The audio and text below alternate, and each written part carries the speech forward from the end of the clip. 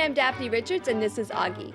Our question this week comes from Jane, who wrote to report these odd obtrusions she noticed on a tree in the open area park by the water treatment plant off 35th. Well, Jane, these are definitely odd, and I think most people would even say they're kind of cool looking, but they're not a good sign. They're what are commonly known as shelf fungi, and as with many fungal organisms, they feed on decaying organic matter. That's normally a good thing, since it means that you can control them by making cultural changes in your garden to make it less friendly for them to grow and thrive. But since these are growing out of a live tree, that's not exactly an environment that you can change. As you probably know, wood is dead, and many different fungi love to feed on rotting wood. These particular fungi, if conditions are right, moved into a tree in an opening due to some sort of wound near the base, and they start chomping down on that dead wood, which causes it to rot from the inside. Shelf fungi don't kill the tree overnight, but it will start to decline over time and will eventually succumb. They're not contagious, so there's no reason to cut the tree down if it's otherwise healthy.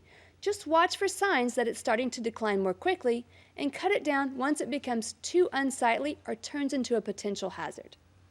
Our plant this week is Mexican buckeye, Ungnaria speciosa. This wonderful little Texas native tree is a real showstopper in late winter and early spring. It's deciduous, and like many spring flowering trees, it puts on a beautiful floral display for a few short weeks just as it's putting on new leaves for the year. The pink flowers are similar to Mexican redbud, another great small tree.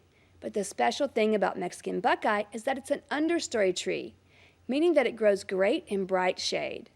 We don't have a lot of choices for shady yards, and that list is even shorter for plants with bloom as beautiful as these.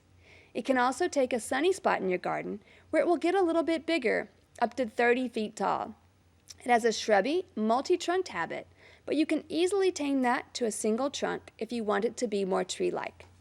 Mexican buckeye doesn't need too much water, but it needs a little, about as much as other shade-loving plants.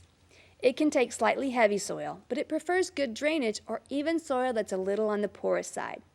And it doesn't need much pruning except to give it a little shape if you want to. It's not susceptible to cold and even has very attractive fruit, so all in all, you just can't beat it.